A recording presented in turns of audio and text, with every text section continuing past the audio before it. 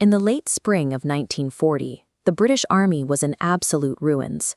Hundreds of thousands of men were trapped on the beaches of Dunkirk, wading into the water to escape the European continent, while the Luftwaffe swirled constantly overhead.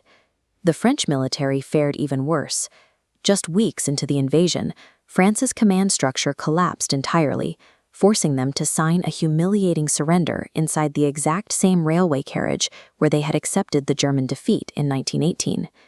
Raw troop numbers at the outbreak of the battle make the Allied collapse look mathematically impossible. The French army alone boasted 85 divisions, heavily entrenched in proven defensive positions. They were facing a German force that, by treaty, was limited to just 10 divisions. Yet this numerically inferior force completely dismantled the Allied lines. The advancing German spearhead covered over 120 miles in just 5 days. The British press scrambled for a word to describe this terrifying speed, settling on blitzkrieg or lightning war. But speed was merely a byproduct. Blitzkrieg was an operating system designed to win through dislocation, shattering enemy command and control rather than attempting to destroy their entire army on the battlefield.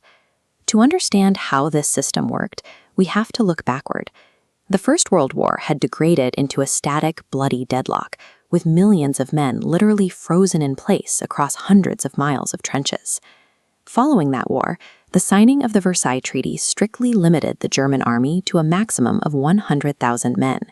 Stripped of conventional resources and forbidden from owning real armored vehicles, they turned to unorthodox training methods to simulate mechanized warfare.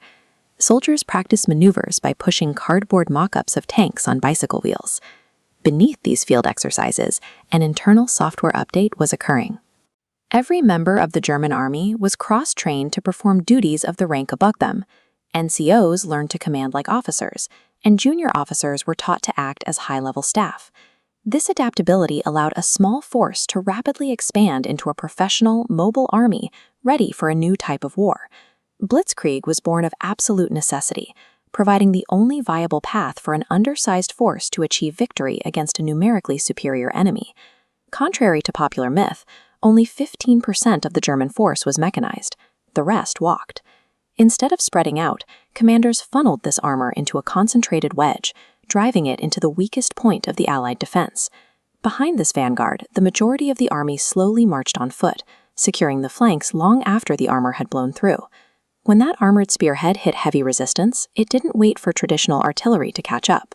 The tanks could call in pinpoint air support from Luftwaffe dive bombers, tailored specifically to act as flying artillery. By piling their limited machinery into one aggressively focused point, the Germans consistently outnumbered the Allies at the specific moment and location of the attack. The Allied defensive system relied on a vulnerable communication architecture. Their command structure depended on soldiers unspooling physical telephone wires across the battlefield to relay intelligence and orders heavily in portable two-way radios, distributing them directly to tanks and frontline operators to enable quick, flexible decisions. If an advancing tank cut a telephone line, the French and British command structures were instantly paralyzed, often taking days to authorize new orders.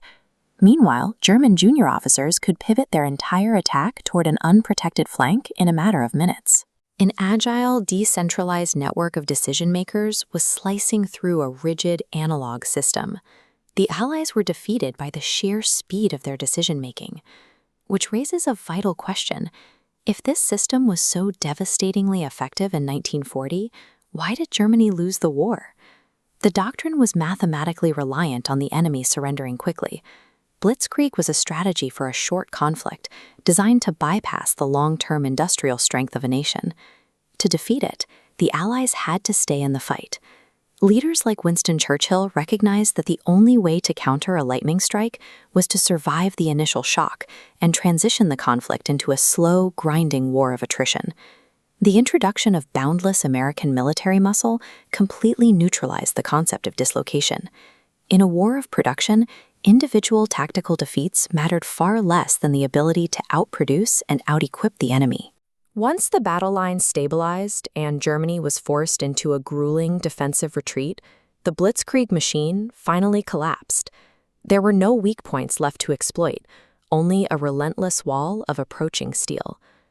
Lightning speed and tactical dislocation allowed a small, professional army to shatter the world's most established defenses. But while agility can win a battle, only sheer industrial mass and production can win a war.